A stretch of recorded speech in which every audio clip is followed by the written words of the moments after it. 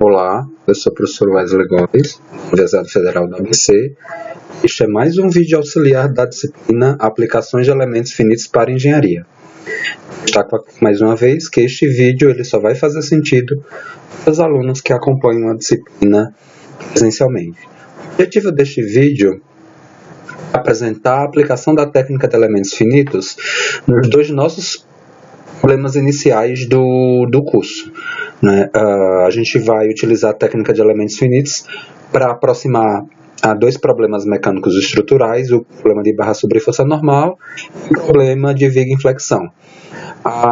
Nesse primeiro momento, o que a gente vai resumir aqui é a aplicação da técnica de elementos finitos para estruturar a solução aproximada do problema de barra sobre força normal.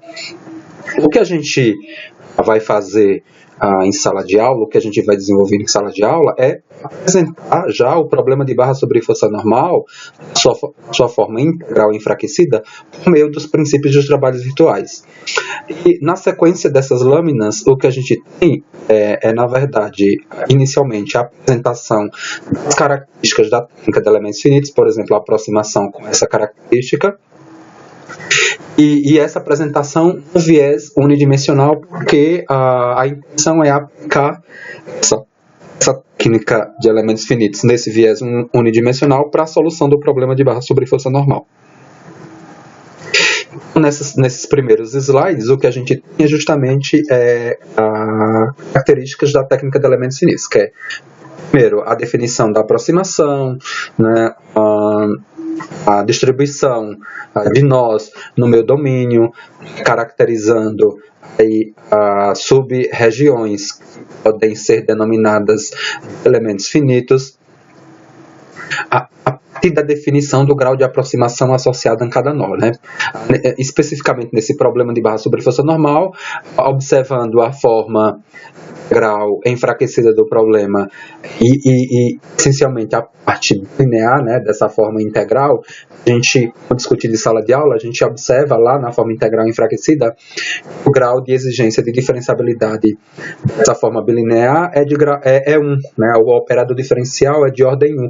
Então, a função de grau polinomial mínima que a gente pode atrelar esse nó, satisfazer a condição lá exigida pela forma bilinear, de grau 1, e a gente, como discutir de sala de aula, a aproximação de grau 1 atrelada ao nó vai me definir um elemento finito de dois nós.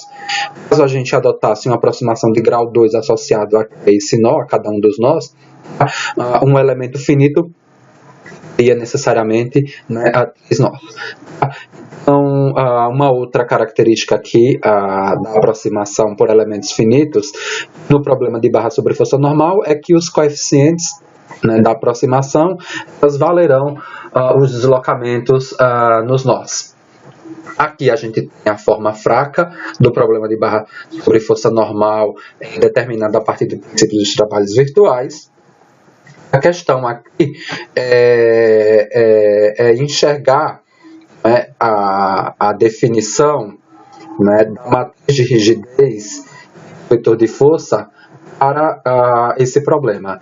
Nesses slides a gente vem falando ainda da característica da aproximação por elementos finitos, especificamente para esse problema. A gente vê aqui a solução do problema, a solução, por exemplo, de grau maior que 1, nessa condição do problema de barra sobre força normal, a gente vai fazer a aproximação por elementos finitos de grau 1, pegando aqui o erro associado, parando-se a solução aproximada e a solução U exata.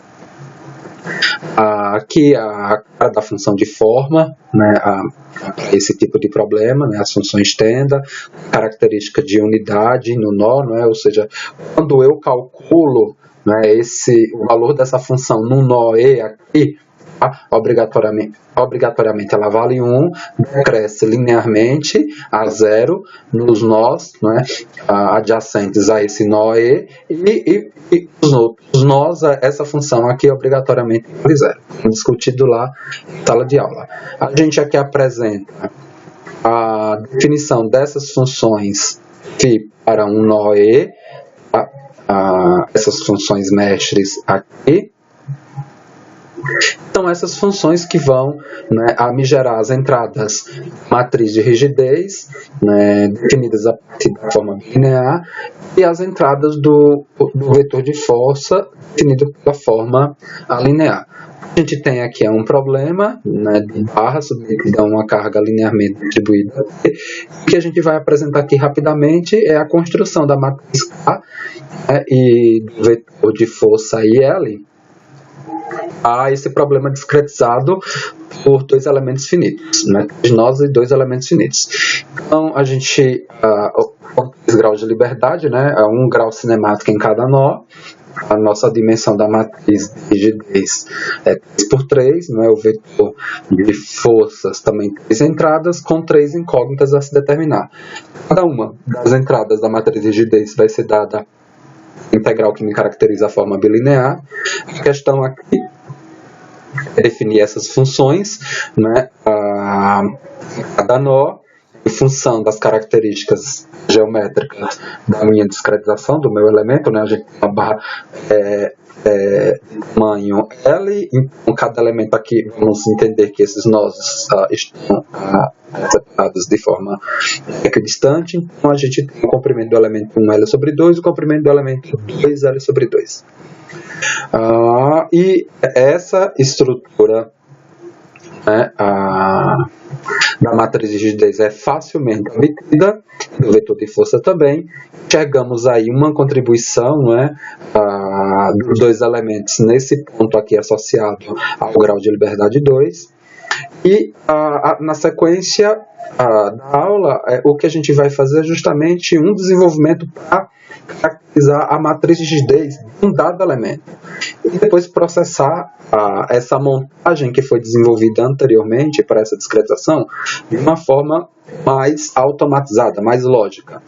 Então, para esse elemento mestre aqui, com essas características, a gente chega nesse elemento, essa matriz de rigidez do elemento e nesse vetor de força do elemento. E aí, com essas duas definições, a gente consegue fazer um mapeamento da posição das entradas de cada K e de cada L a partir dessa conta aqui apresentada. A gente precisa definir essa matriz de espalhamento, né, matriz de incidência nodal, que relaciona os parâmetros cinemáticos globais com os do elemento finito. É uma matriz constituída por 1 e 0, onde 1, quando a gente tem a relação do elemento global, né, do grau de liberdade global com o local, 0 quando a gente não tem essa relação. Por exemplo, aqui o tio de 1, né, é igual ao tio de 1 do elemento, ok? O tio de 1 não é igual ao tio de 2, então por isso 0. Com essa matriz de espalhamento, a gente consegue fazer a soma, né, ou seja, a gente leva essa matriz local do elemento finito, que é 2 para 2, a dimensão final da minha matriz de rigidez do meu problema, que é 3×3, caracterizando assim a montagem final da minha matriz de rigidez. Igualmente aqui a gente tem o espalhamento do meu vetor de força, né? Simplesmente pré-multiplicando o vetor de força local pela matriz de espalhamento. Aqui a gente tem um exemplo agora com uma situação de rigidez diferente da barra e fazendo uma discretização por elementos finitos, 4 nós e 3 elementos. E aí a gente destaca aqui a solução em termos da força normal, né, a enfatizar o erro, né, da técnica de elementos finitos em termos de tensão e força, né, esforço, né? Tem a solução exata aqui, que é linear, e a solução aproximada para elementos finitos, né? Na sequência da aula, a gente tem o problema de barras de vigas em flexão, onde a forma integral enfraquecida também foi construída em sala de aula a partir do princípio dos trabalhos virtuais. Agora, o que a gente vai precisar é de uma aproximação com essa característica aqui. A gente vai ter parâmetros associados à aproximação dos deslocamentos e parâmetros associados à aproximação de rotação. Então, essas funções aqui, né, associadas à aproximação da rotação e funções associadas à aproximação do campo de deslocamento. Então, aqui, né, aproximações associadas à aproximação do campo de deslocamento, essas outras, as funções de aproximação da rotação do problema. Num elemento finito de viga, a gente vai adotar esse sentido dos graus de liberdade como positivos, né? Agora, diferentemente do problema de barra sobre força normal, num elemento de viga em flexão aqui apresentado, nós temos 2 graus de liberdade por nó. Essas são as caras das funções de elementos finitos, né? A mesma condição lá, né? A função, né, atrelada ao nó 1, responsável por aproximar o campo de deslocamento no nó 1, deslocamento na vertical aqui no eixo Y, ela vale 1 no nó, ela sai com tangente nula aqui, né, e decresce, né, publicamente até o valor 0 no outro nó. No caso da rotação, ela sai com tangente unitária, tá, e evolui cubicamente até 0 com tangente unitária, com tangente nula no outro nó. Tá? Explicitando essas 4 funções, a gente consegue chegar à matriz de rigidez do elemento de viga e do vetor, né, de forças do elemento de viga, nesse caso aqui, para uma carga uniformemente distribuída, como destacado aqui no final da aula.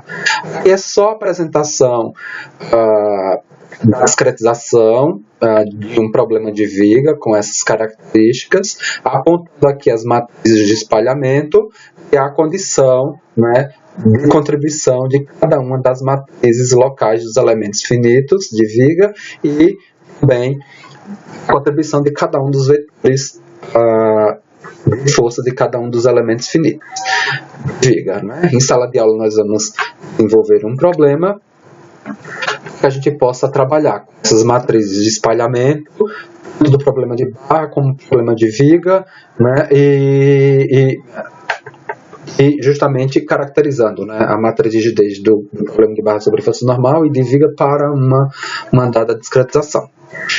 Até o próximo vídeo.